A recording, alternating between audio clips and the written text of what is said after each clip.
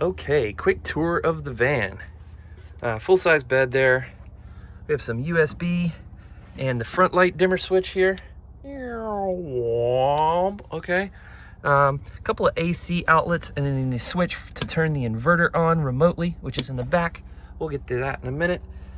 Sink right here with two 10-gallon jugs down there. I use this guy to heat water and take the input tube from the pump into there so that I can take a shower inside of the van with this micro sprayer made out of drip irrigation line that's on a little valve switch there, so I can redirect the water that's coming, the hot water that I heat with my electric kettle, it's coming out of that guy. Over there on the far right is a little 1.5-gallon gray water tank. I just dump that whenever it gets full. I let very little water go down the bottom there. Here in the galley, we have a really cool thing that I designed after a couple of years of living in the van. There's a little bolt there that keeps this undermount from sliding when you're driving. I have installed AC outlets down here, and I keep my air fryer lid for my Instant Pot as well as the regular lid on my Instant Pot, which allows me, in conjunction with this induction cooktop, to cook pretty much anything I want off grid on the 800 watts of solar that are on top of the van. 300 amp hours of lithium iron phosphate battery and a 3000 watt inverter will allow me to run all of that stuff. Not necessarily at the same time, but in conjunction with the air frying lid and the pressure cooker and the induction cooktop, I can make pretty much anything. That's Spin licking his butt. He does not come with the van. The Lagoon table does, but not this top, because that's a keepsake for me. Here we have the couch, under which there's a whole bunch of storage. And I usually keep 10 extra gallons of fresh water in there. I just use these jerry cans and I can move them in and out and fill them up at pretty much any place instead of having to go to a place where I have a hose, right?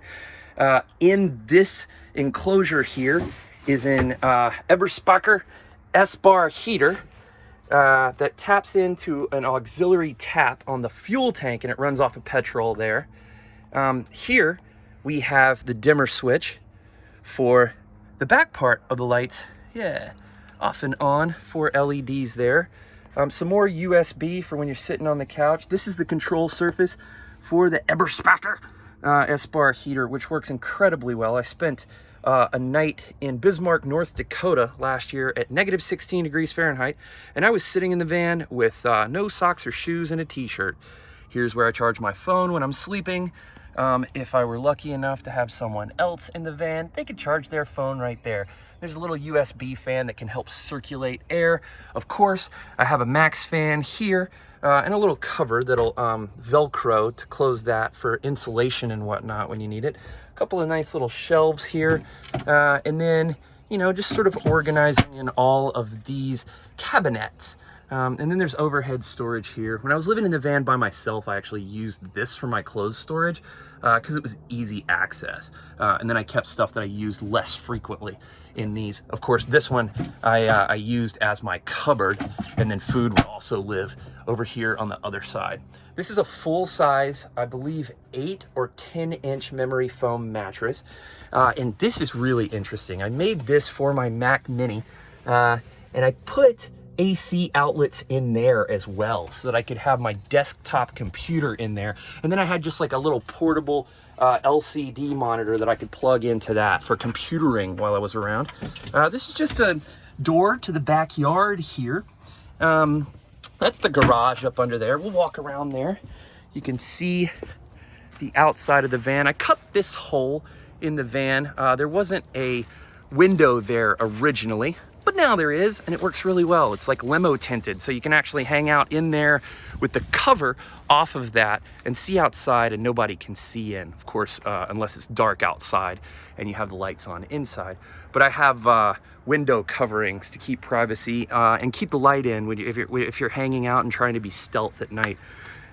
Here, this is just like a little box that covers the wheel there. And then I have behind here, this is normally a fixed, obviously, but 300 amp hours of lithium iron phosphate batteries made by Relion, a Victron Orion battery to battery charger that's hooked into the battery up front so it charges while you're driving, and then a 40 amp MPPT charge controller from Renogy. Up behind here, hooked to these guys, is a 3,000 watt inverter. Now, let's see if we can do this without dying. 800 watts of solar on top, and yeah, I did that because I've been living full time. A lot of people will only put 200 watts or something, 400 watts on top, but my attitude was I was going for generation rather than storage because I want to keep my budget as high as possible in terms of energy consumption. 2019, it's got just under 27,000 miles on it, and as you can see, with those blackout shades in the front and the slider and the windows there, this thing is extremely stealth. I've stayed in a whole bunch of cities all over North America. Basically anywhere you could potentially park a work truck, it's passable, at least for a couple of nights, especially if you're not being obtrusive and obnoxious in there. So you can see this is a really stealth van. Super functional. The downside, if there was going to be one of this van, is that it's lived in. It's not brand new, but the upside, the flip side of that coin, the advantage associated with that is that I've lived in it for 2.5 years, so we know that nothing leaks and that everything works. So that's my van. Buy it!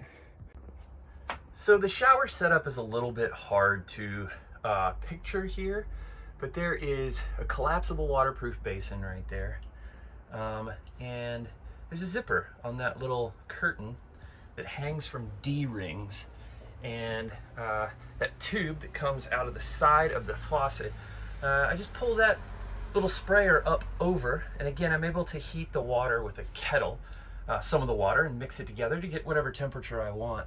And the cool thing about using that micro sprayer is it's like a pressure washer for your body.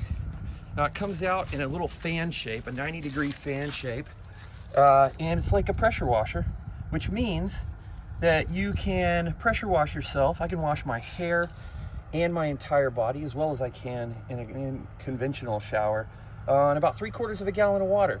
I used to live in here with a very lovely woman, and she would use about 1 gallon of water because she had substantially more hair than me. But it was a wonderful solution that I came up with during the pandemic when all of my country clubs, AKA shower spots, AKA my gyms, shut down.